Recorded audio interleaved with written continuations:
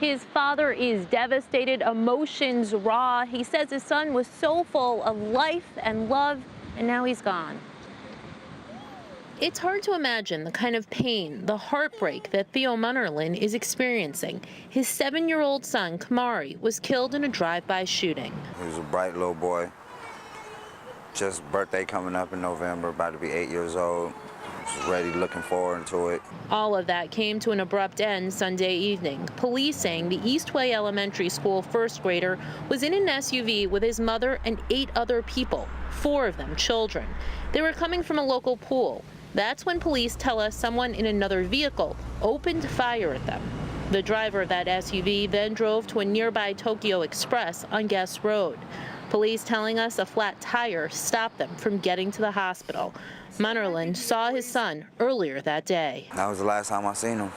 Last time I talked to him, said bye. I didn't even get a chance to say I love you. I just hope that the person that did this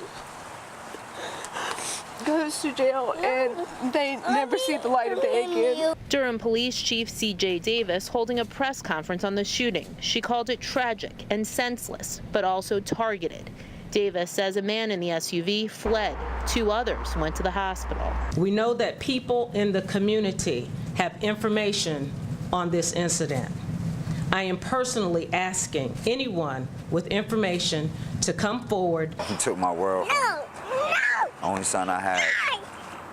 Innocent 7-year-old boy. A heartbroken family left hoping and praying for justice. Now, I just checked with Durham Police. They tell us there are no updates on this active, ongoing investigation. But again, they are urging anyone with information on the shooting to give them a call. Live in Durham, I'm Amy Cutler, CBS, North Carolina. The damage done here is extensive. The Raleigh Fire Department now working with ATF to determine exactly what caused this blaze. Meantime, for the folks that were evacuated last night, it's still unclear when they'll be able to return home. It really is a picturesque view. This is Lake Lower right over my shoulder, but just above here you can see all of that smoke. That is from this Party Rock fire. Firefighters have been working 12-hour shifts, many of them volunteers, but the fight is far from over. In this region, this is definitely the largest thing that we've ever seen. The Party Rock fire has burned nearly 3,500 acres and at last check was only 15% contained. The State Forest Service taking us into the fire zone this afternoon through the village of Chimney Rock, that normally busy tourist town, under a mandatory evacuation. They showed us how firefighters had worked to protect homes. We also saw how close that inferno had come to the village. These are the kinds of lines of fire that crews have had to contend with. This is right off a main road on Highway 7464, the way you get from Chimney Rock to Bat Cave. The Forest Service saying there are nearly 450 firefighters from more than 100 agencies working round the clock to keep the flames from spreading. Progress has been slow, the ground is dry, the conditions ripe for fire. But officials say this blaze is moving slowly, giving firefighters a chance to clear the brush around homes and stay ahead of it. There's no way that you're going to be able to go in and cool this fire down when there's thousands of acres involved. There's going to be hot spots, there's going to be areas of fire still within the fire line that could possibly burn for months. A live look back out here at all of this smoke. You can understand why there are some concerns regarding air quality. The smell of fire is really strong in the air at this point. The governor is saying that they don't know how these fires started, whether they were intentional or accidental, but they say that it does appear to be man-made. Now, there are many challenges these firefighters are facing. We're going to have more on that side of the story coming up for you live at 5:30. Live in Lake Lower, I'm Amy Cutler, CBS North Carolina. Tornado coming right through Autryville. You can see the gray funnel cloud moving back behind that house in Autryville. Pastor Michael Bartlett captured it with his cell phone. I grew up in Tornado Alley in Illinois, and so I knew what to look for, and I just started thinking I'm going to capture as much of it as I could. He says he was walking back to his house with his daughter when it happened just after 5 this evening. The video is about 2 minutes long, but in that time, the tornado left a path of destruction. Trees ripped from their roots, power lines down. But perhaps the biggest hit for this community is the volunteer fire department. Jody Conrad, a firefighter, was outside when it came through. Within 10 seconds of us hitting the bay door, it hit the station. And after that, I mean, it was on top of us probably a minute and a half. That's what it felt like anyway. And then we come out and this is what was left. Conrad says he was with 3 other firefighters and 3 of their friends at the time. He tells us they hid under the fire trucks for protection. I was shocked. I wasn't expecting it. I just thought it was just going to be like a high wind and it was just going to pass. Paige Stalnicker was among that group. Her leg was scraped and something hit her head. Fortunately, she's okay. The tornado ripped the roof right off part of the fire department, a concrete wall, no match for those winds. 2 of their engines and 1 truck covered in rubble. Still, this small town of 200 people is grateful. I was amazed at the quick response, first of all from our own community, but then others have come in. Back out here live all night, we have seen people stopping by here with food. We've also seen volunteers from across the area coming in just wanting to help out. The chief telling me they will be relying on that help from neighboring departments in the coming days. Deborah Ross addressed the crowd here just a short time ago. She said while it wasn't the outcome that they had hoped for, she said that they raised some important issues. Actually, I'm in the back seat. My photographer, Lauren, is riding shotgun at the moment. I am with Dwight Collins with Pristine Turf Management. He was nice enough to allow us into his plow truck here. And so tell me, what have the conditions been like for you today? I mean, it's pretty nasty. It's a lot of ice on the bottom, and we're just now starting to get snow here, probably about the last hour and a half to 2 hours, which makes it easier to plow. I have moved up in the world from outside to into the Dean Dome and front row center. I'm joined with a lot of energetic, excited fans. And this couple right here, you are actually a UNC fan from birth. Tell me about that. Yeah, from birth. I was born here in Chapel Hill. County officials telling us that despite their best efforts, the hole in that dam is continuing to grow, and that means the evacuations here will remain in place. The National Guard spent the day trying to shore up the Wood Lake Dam, but late this afternoon, more county officials announced that the size of the hole had more than doubled. It prompted evacuations late Monday in the eastern part of the county and downstream in Spring Lake. Me and my entire family, we all live in that same area, and we all slept in cars. My dad is disabled. My uncle, he's disabled. He's had strokes, heart attacks. He's got a pacemaker, and we were all sleeping in vehicles. Jennifer Bybee showed us the cramped quarters. This is it.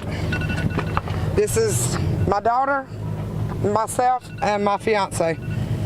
And that's, I mean, that's what I could grab when I came out, and it's her blanket, and that's about it. Bybee says first responders told her about a nearby shelter, but they wouldn't allow her to bring her dog. She didn't want to leave her 4-legged friend with animal control, and so she says she had no choice but to stay in her truck.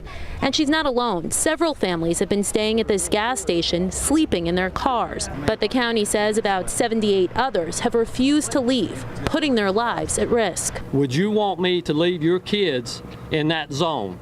I think not. So that's what we tell them, but it's ultimately up to you, the resident. I know a few that are still down there, and I keep in contact with them, but they got their beliefs that, you know, I got kids, dogs, I just rather be safe than sorry. The county says if the dam breaks, the reservoir would empty in about 30 minutes. That, they tell us, could cause as much as 2 to 3 feet of additional flooding in downstream communities in Moore, Hoke, and Harnett counties. The city of Charlotte now lifting that midnight curfew, the mayor calling for peace and unity following days of protest, the latest of which happened at today's Panthers game.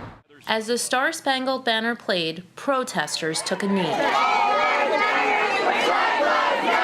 hoping those attending the game would hear their message. It wasn't only a demonstration, but also a boycott of the NFL game between the Carolina Panthers and the Minnesota Vikings. We want Charlotteans and the rest of the nation to know that even though it's Sunday and we're in Charlotte, there are way more important things happening than a Panthers game. 43-year-old Keith Scott, a father of 7, was shot and killed by a black police officer Tuesday. Police releasing body camera and dash cam video along with a timeline of the event Saturday. They say Scott had a gun and ignored officers' repeated commands to drop the weapon. We want freedom, freedom. Following the gathering in front of the stadium, protesters began marching. It's not an isolated, situation. It's something that keeps happening over and over again. I need my son to see that he's not only important to me and his family, he's important to a lot of other people, not just in the black community, but in the community as a whole. If they will arrest somebody, do it in peace. At times, tensions were heightened. Police in riot gear kept protesters off certain streets by the stadium. Protesters getting very close to officers. There were also a couple of arguments between protesters and fans. But then there was this, protesters thanking police for their work, for blocking roads and giving them space. I really had concerns about, the mixing of different groups with different opinions, but everyone's, for the most part, been able to express those opinions in a positive manner, or at least a productive manner. Protesters vowing to continue to take to the streets, fighting for accountability and transparency as this investigation into Scott's death continues. In Charlotte, I'm Amy Cutler, CBS North Carolina. She is livid, not only concerned for her son, but also angry at this teacher because she tells me she told her not to do it.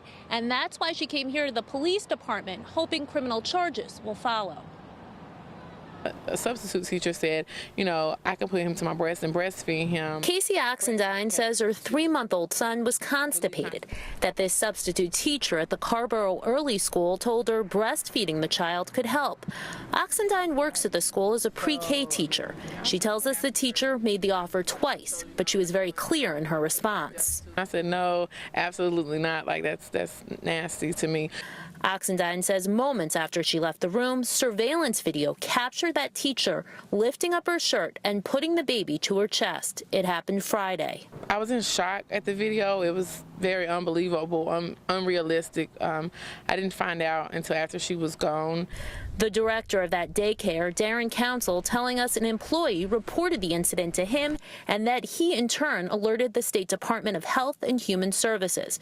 Council says the teacher involved was licensed and had more than a decade of experience in child care. He tells us the teacher is no longer there. Oxendine telling us the teacher was fired. Following the incident, she says her son became sick and she took him to the ER to be checked out. He's highly lactose intolerant. He can't have any milk-based products, any milk, anything with milk in it. So for you to not only go against my wishes, but also put something in my son's body that may cause harm to him, it's assault.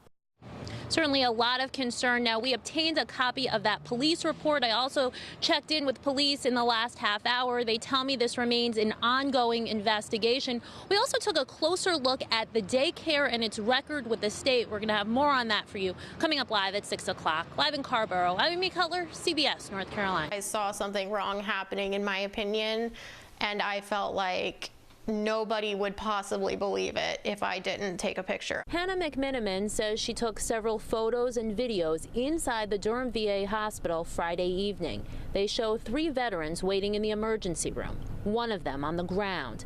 Their apparent pain hard to ignore, but the McMinimans tell us they were. No help was offered to really anybody to kind of help their weight any. Hannah posted these photos to Facebook and they've since been shared tens of thousands of times.